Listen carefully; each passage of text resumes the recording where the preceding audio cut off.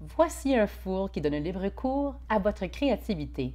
Enregistrer des narrations pour des capsules publicitaires, c'est seulement un des boulots de Sonia D'Amico.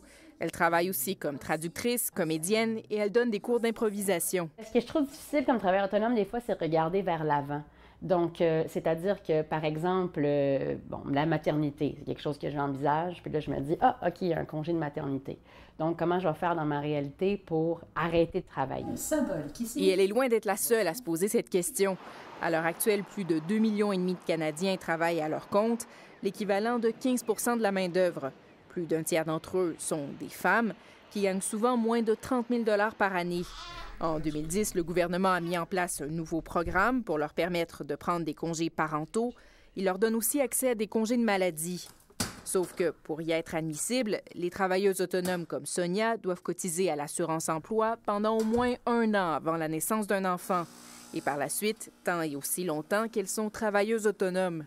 Seule une infime partie des travailleurs visés ont décidé de participer au programme. C'est parce que je me dis, tant qu'à faire tout ce travail-là, j'aime mieux faire une planification financière dans un institut financier, et savoir exactement ce qu'il me faut. Puis après ça, quand c'est fini, au lieu de contribuer à ce programme-là. Elle trouve que cette préoccupation trouve peu d'écho dans la campagne électorale. Alors, nous avons demandé aux partis politiques ce qu'ils pouvaient faire pour aider des travailleurs autonomes comme Sonia.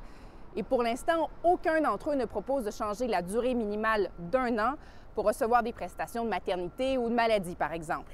Par contre, les conservateurs proposent d'étaler pour tous les parents qui le souhaitent le congé parental à 18 mois au lieu de 12. Les libéraux aussi offrent un congé parental à 18 mois avec la possibilité de l'entrecouper par des périodes de travail. Ils disent aussi qu'il faut davantage promouvoir le nouveau programme parental pour les travailleurs autonomes. Le NPD, lui, veut augmenter le montant des prestations pour les nouveaux parents. Ici Laurence Martin, Radio-Canada, Toronto.